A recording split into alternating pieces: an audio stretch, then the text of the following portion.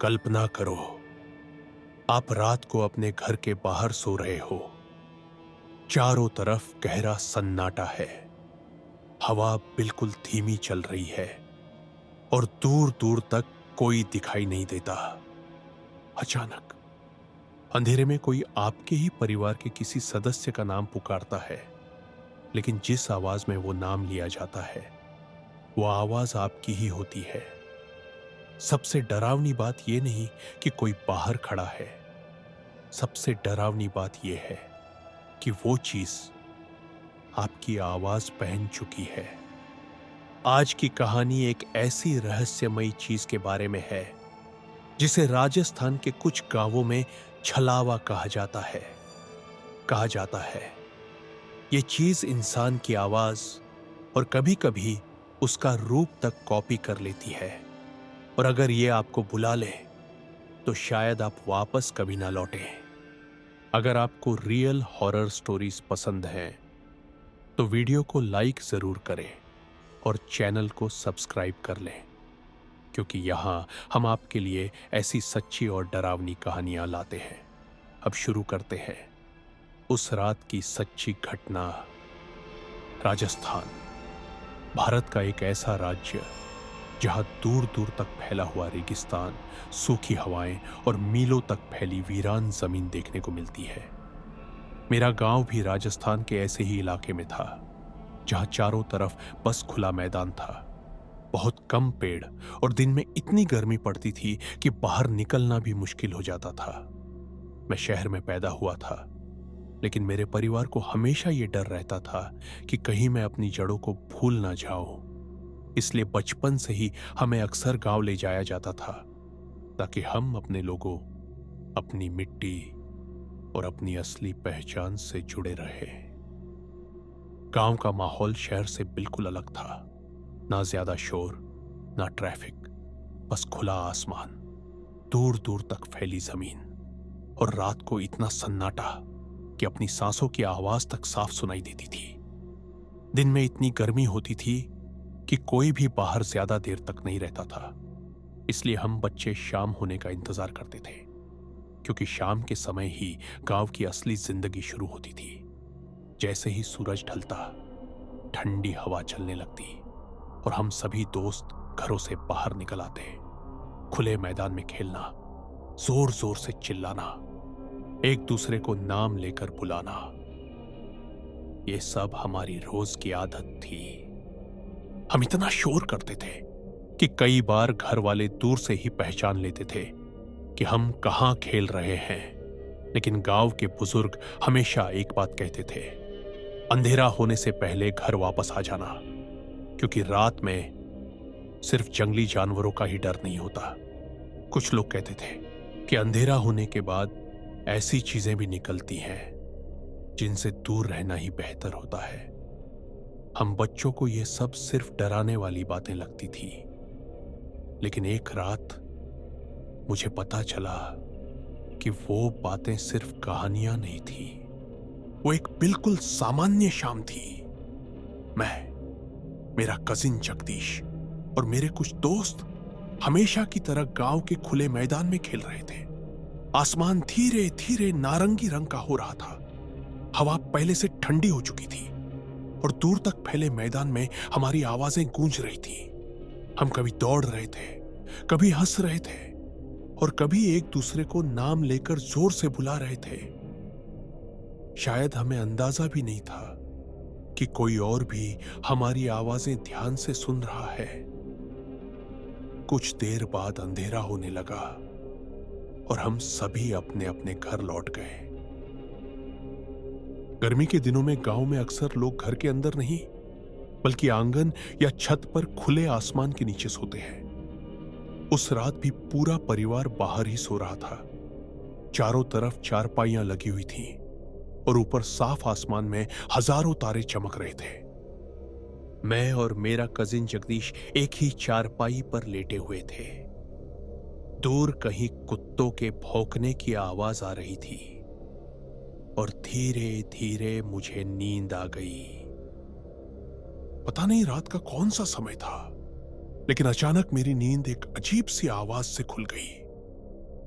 ये आवाज बहुत धीमी थी, लेकिन बार बार आ रही थी। पहले मुझे लगा कि शायद मैं सपना देख रहा हूं, लेकिन जब आवाज लगातार आने लगी तो मुझे यकीन हो गया कि यह कोई सपना नहीं है। वो आवाज बहुत अजीब थी। न वो किसी जानवर जैसी लग रही थी, न किसी मशीन जैसी। ऐसा लग रहा था जैसे कोई इंसान जानबूझकर अपनी जीभ से आवाज कर रहा हो। मेरे शरीर में एक अजीब सी बेचैनी होने लगी।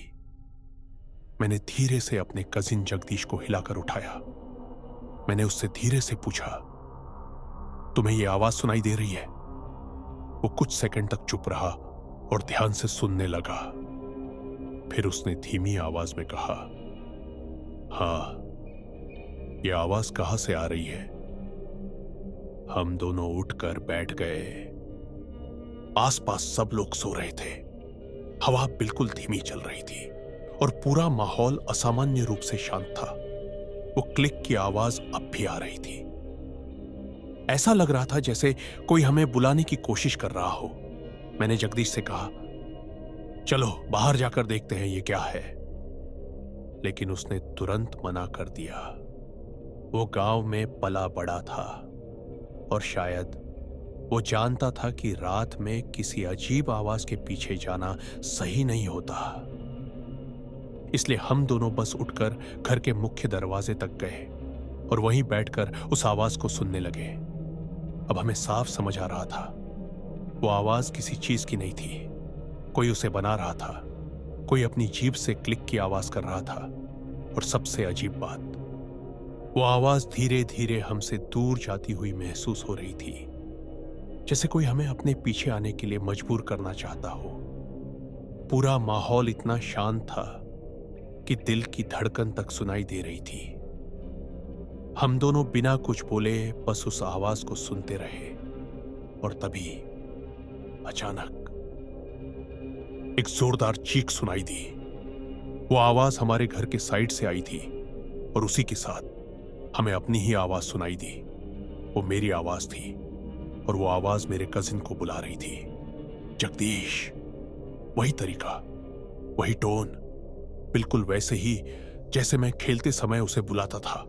लेकिन उस समय मैं तो उसके पास ही बैठा हुआ था। मेरे पूरे शरीर में झटके जैसे लग गए। मेरे हाथ ठंडे पड़ गए।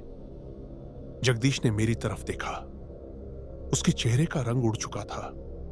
हम दोनों ने एक साथ उस दिशा में देखा, लेकिन वहां अंधेरे के अलावा कुछ नहीं था। फिर दोबारा वही आवाज आई, इस बार और भी करीब से। जगदीश। ऐसा लग रहा था जैसे कोई हमारी आवाज की नकल कर रहा हो, लेकिन उस आवाज में कुछ अजीब था। वो बिल्कुल इंसानी होते हुए भी इंसानी नहीं लग रही थी। ऐसा लग रहा था जैसे कोई हमारी आवाज पहनकर खड़ा हो, जैसे किसी ने हमारी आवाज का नकली खोल ओढ़ लिया हो।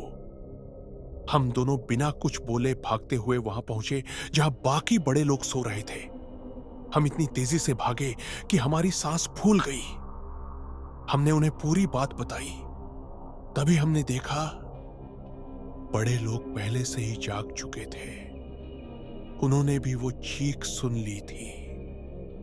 मेरे एक अंकल ने तुरंत सबको एक साथ बैठा दिया और धीरे से कहा, डरो मत, ये छलावा है। गांव में रहने वाले कुछ लोग पहले भी इसके बारे में सुन चुके थे। कहा जाता है कि छलावा एक ऐसी चीज होती है जिसका असली रूप किसी ने नहीं देखा। कभी वो किसी इंसान की आवाज की नकल करता है और कभी किसी इंसान का रूप धारण कर लेता है। लेकिन जो लोग उससे मिले हैं वो कहते हैं कि उसका शरीर असली नहीं लगता। ऐसा लगता है जैसे उसने इंसान का शरीर सिर्फ पहन रखा हो, जैसे कोई खाली खोल, जैसे कोई नकली परछाई। उस रात हम सभी लोग एक साथ बैठकर भगवान का नाम लेते रहे। कोई भी वापस सोने की हिम्मत नहीं कर पा रहा था और कुछ देर तक वो आवाज दूर कहीं फिर से सुनाई देती रही, कभी धीमी, कभी थोड़ी तेज और कभी मेरे कजिन का नाम पुकारती हुई, मेरी ही आवाज में। आज भी जब मैं उस रात के बारे में सोचता हूं तो मेरे रोंगटे खड़े हो जाते हैं, क्योंकि उस रात अंधेरे में कोई था जो हमारी आवाजें सीख रहा था और शायद अगली बार वो किसी और को बुलाने वाला था।